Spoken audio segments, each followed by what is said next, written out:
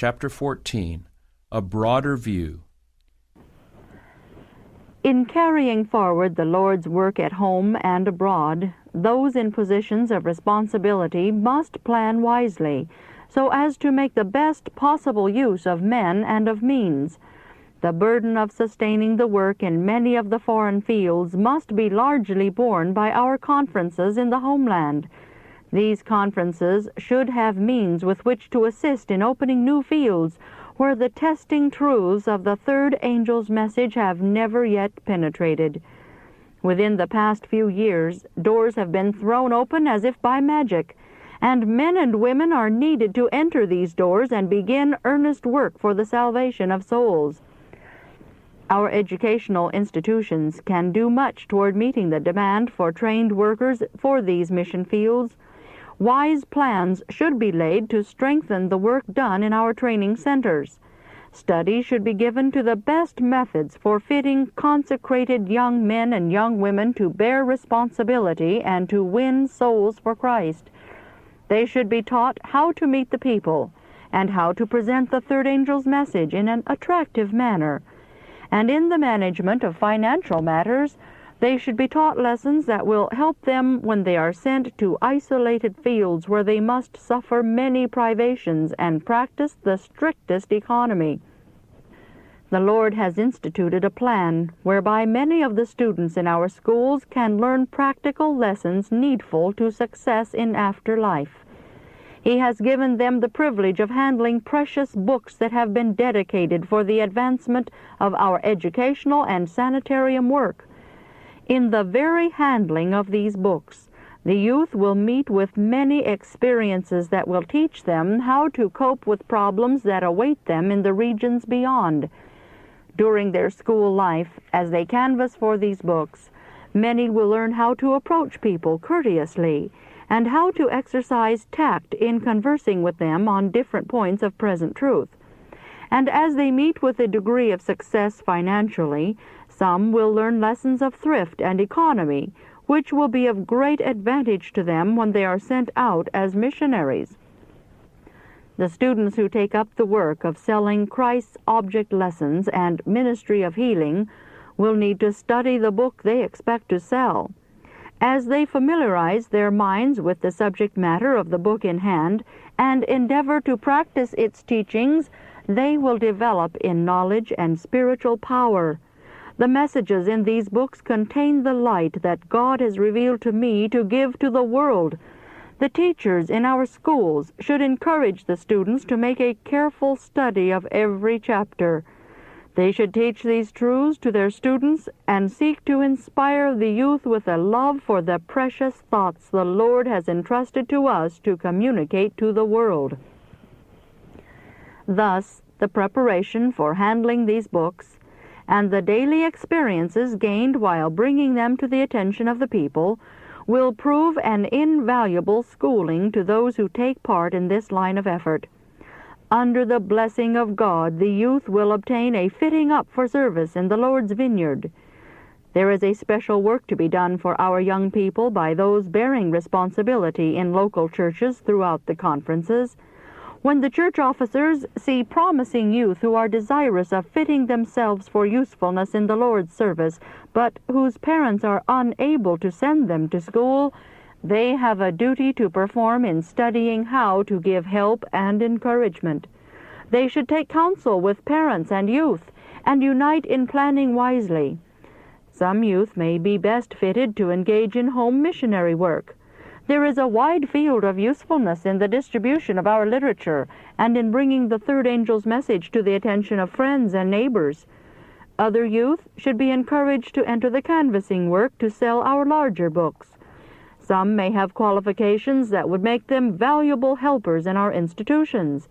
And in many instances, if promising youth were wisely encouraged and properly directed, they could be led to earn their own schooling by taking up the sale of Christ's object lessons or ministry of healing. In selling these books, the youth would be acting as missionaries, for they would be bringing precious light to the notice of the people in the world. At the same time, they would be earning money to enable them to attend school, where they could continue their preparation for wider usefulness in the Lord's cause. In the school, they would receive encouragement and inspiration from teachers and students to continue their work of selling books. And when the time came for them to leave school, they would have received a practical training fitting them for the hard, earnest, self-sacrificing labor that has to be done in many foreign fields, where the third angel's message must be carried under difficult and trying circumstances. How much better is this plan than for students to go through school without obtaining a practical education in field work, and at the end of their course leave under a burden of debt, with but little realization of the difficulties they will have to meet in new and untried fields. How hard it will be for them to meet the financial problems that are connected with pioneer work in foreign lands. And what a burden someone will have to carry until the debts incurred by the student have been paid. On the other hand, how much might be gained if the self-supporting plan were followed? The student would often be enabled to leave the educational institution nearly or wholly free from personal indebtedness. The finances of the school would be in a more prosperous condition, and the lessons learned by the student while passing through these experiences in the home field would be of untold value to him in foreign fields. Let wise plans be laid to help worthy students to earn their own schooling by handling these books, if they so desire. Those who earn sufficient means in this way to pay their way through a course at one of our training schools will gain a most valuable practical experience that will help fit them for pioneer missionary work in other fields. A great work is to be done in our world in a short time, and we must study to understand and appreciate more than we have in past years the providence of God in placing in our hands the precious volumes Christ's Object Lessons and Ministry of Healing, as a means of helping worthy students to meet their expenses while in training, as well as a means of liquidating the indebtedness on our educational and medical institutions. Great blessings are in store for us as we wisely handle these precious books given us for the advancement of the cause of present truth. And as we labor in accordance with the Lord's plan, we shall find that many consecrated youth will be fitted to enter the regions beyond as practical missionaries, and at the same time, the conferences in the home field will have means with which to contribute liberally to the support of the work that shall be undertaken in new territory. God desires that the sale of Christ's Object Lessons shall be recognized by all our people as His method of relieving our schools from debt.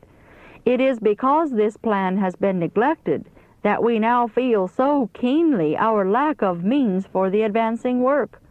Had the schools availed themselves of the provision thus made for them, there would be more money in the school treasuries and more money in the hands of God's servants with which to relieve the necessities of other needy departments of the cause. And best of all, teachers and students would have received the very lessons that they needed to learn in the Master's service. In the cities within easy reach of our sanitariums and training schools, a mission field is open to us that we have as yet only touched with the tips of our fingers. In some of these places, a good beginning has been made, but it was God's purpose that by the sale of Ministry of Healing and Christ's Object Lessons, much means should be raised for the work of our sanitariums and schools, and that our people might thereby be left more free to donate of their means for the opening of the work in new missionary fields. If our people will now engage in the sale of these books as they ought, we shall have much more means than we now have to carry the work in the way the Lord designed that it should be carried.